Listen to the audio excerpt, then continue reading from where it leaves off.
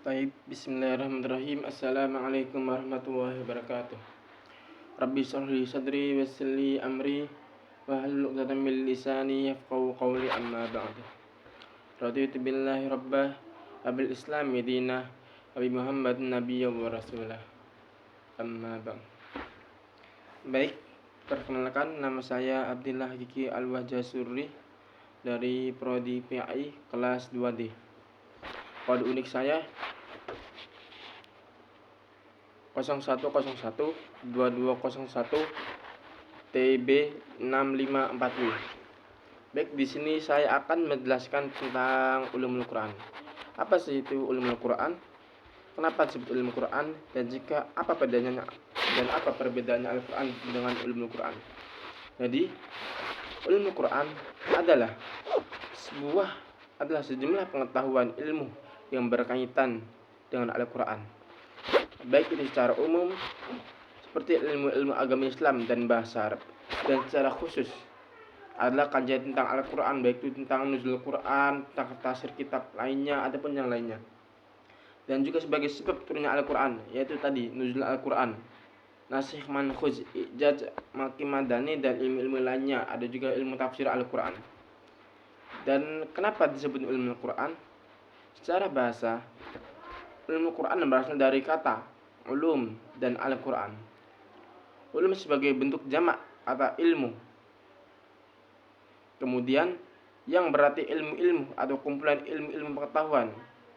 Bila digabungkan, maknanya menjadi ilmu-ilmu mengetahui Al-Quran. Kemudian, apa saja yang dibahas dalam ulumul Quran? Secara garis besar, secara kebanyakan orang-orang pada membahas Al-Quran, secara garis besar, pokok bahasan ilmu Quran terbagi menjadi 2 poin. Poin yang pertama adalah ilmu yang berhubungan dengan riwayat semata-mata. Kemudian yang seperti ilmu yang bahas tentang macam-macam baca qiraat, tempat-tempat dan waktu turun ayat-ayat surat Al-Quran, maki madani, dan sebab turunnya sebab asbabun nuzul. Kemudian apa itu perbedaan Al-Quran dan ilmu Quran? Seperti kita ketahui yang tadi, kalau ulumul Quran itu diambil dari kata ulum dan juga Al-Quran. Ulum yaitu ilmu-ilmu, kata jamak dari al-ilm yaitu ilmu Al-Quran, ilmu pengetahuan tentang Al-Quran. Ilmu Quran terdiri dari 2 kata yaitu ulumul yang merupakan bentuk jamak dari ilmu, berarti ilmu-ilmu. Sedangkan Al-Quran ialah kalam Allah yang diturunkan kepada Nabi Muhammad SAW. Kemudian jelaskan apa itu ulumul Al-Quran dan sejarahnya. Jadi yang dimaksud dengan ulumul Quran ialah ilmu yang membahas masalah-masalah yang berhubungan dengan Al-Quran dari segi asbabun nuzul, sebab-sebab turunnya Al-Quran, pengumpulan dan penerbitan Al-Quran, pengetahuan tentang surat-surat Makkah dan Madaniyah, An-Nasikh wal Mansukh, Al-Muhkam wal Mutasyabih, dan lain-lain.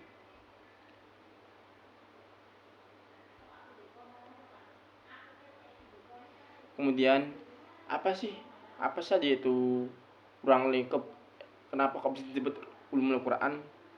Ulumul Quran itu adalah pengetahuan tentang Al-Quran, baik itu tentang ayat-ayatnya, tentang matajudnya, tentang asbabun nuzul, ataupun tentang lainnya, ataupun tentang tafsirnya juga. Sebagai pengetahuan tentang Al-Quran, fokus pada 2 hal, yaitu kajian yang berkaitan dengan tentang materi-materi yang terdapat dalam Al-Quran, seperti kajian tafsir Al-Quran. Dan yang kedua, kajian yang berkenaan dengan materi-materi seperti Al-Quran, tetapi lingkupnya di luar materi dalam Al-Quran, seperti kajian tentang ilmu-ilmu, tentang ilmu Ramadan, tentang ilmu puasa, ataupun yang lainnya, tentang ilmu faraid, tentang ilmu Ramadan, puasa, tentang hukum nikah, tentang hukum jual beli, semua itu ada di dalam Al-Quran. Kemudian apa kedudukan ulumul Quran? Ulumul Quran memiliki posisi dan kedudukan yang sangat penting karena ia menjadi pintu gerbang bagi pemahaman akan Al-Quran yang lebih baik. Dan siapakah yang mencetuskannya? Mengenai kemunculan istilah ulumul Al-Quran. Untuk yang pertama kalinya, para penulis menyatakan bahwa Abu Al-Fajr bin Al-Jauzi lah yang pertama kali memunculkan kata tersebut pada abad ke-6 Hijriah. Adapun Az-Zarqani menyatakan bahwa istilah itu muncul pada abad ke-5 Hijriah yang disampaikan oleh Al-Hufi pada waktu 430 Hijriah pada dalam karyanya.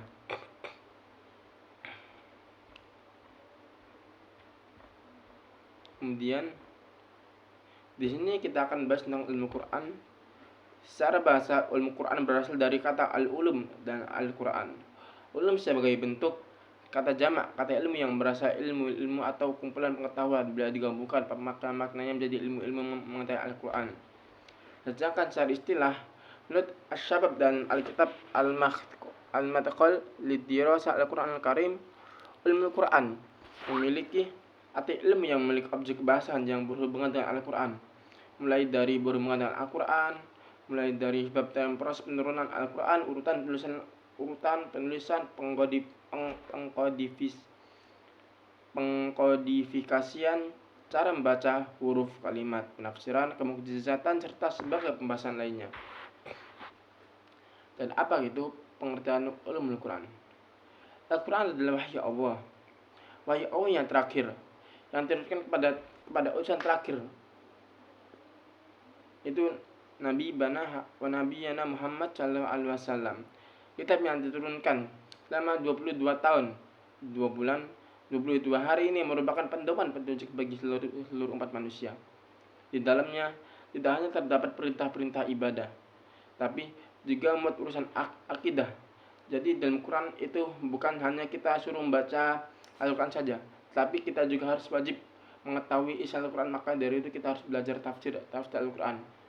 Semua itu permasalahan hidup itu ada di dalam Al-Quran, baik itu dari segi apa-apa itu kita harus mulai dengan doa, baik itu tentang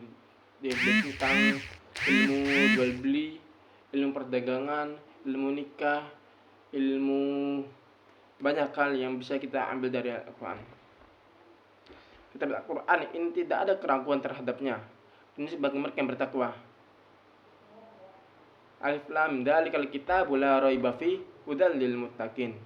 Kitab Al-Quran ini tidak ada keraguan terhadapnya dan juga petunjuk bagi orang-orang yang bertakwa. 14 abad setelah diturunkan Al-Quran masih terjaga keasliannya dan isinya. Memang sesuai janji Allah, Al-Quran akan selalu dilindungi kemurniannya. Hal itu sesuai dengan firman berikut ini. Quran Surat Al-Hijr ayat 9. Sesungguhnya kamilah yang menurunkan Al-Quran, dan sesungguhnya kami pula yang benar-benar memeliharanya. Bahasan pokok ilmu Quran. Dalam buku sejarah dan pengantar ilmu Al-Quran Hasbi proses turunan Al-Quran Nuzul Quran, bahasanya berupa waktu dan tempat turunnya satu ayat, penyebab dan sejarah. Menjelaskan bahwa ilmu Quran memiliki 6 pokok topik bahasa, itu sebagai berikut: proses turunnya Al-Quran, Nuzul Quran. Kemudian kedua, pembahasan terkait sanad, rangkaian periwayat. Kemudian 3, pembahasan salat qiraat, cara membaca Al-Quran. Keempat, pembahasan terkait kata-kata dalam Al-Quran. Kelima, pembahasan pengenaan makna-makna dalam Al-Quran. Dan keenam, pembahasan terkait makna kata dalam Al-Quran. Mohon maaf sedikit dari saya jika ingin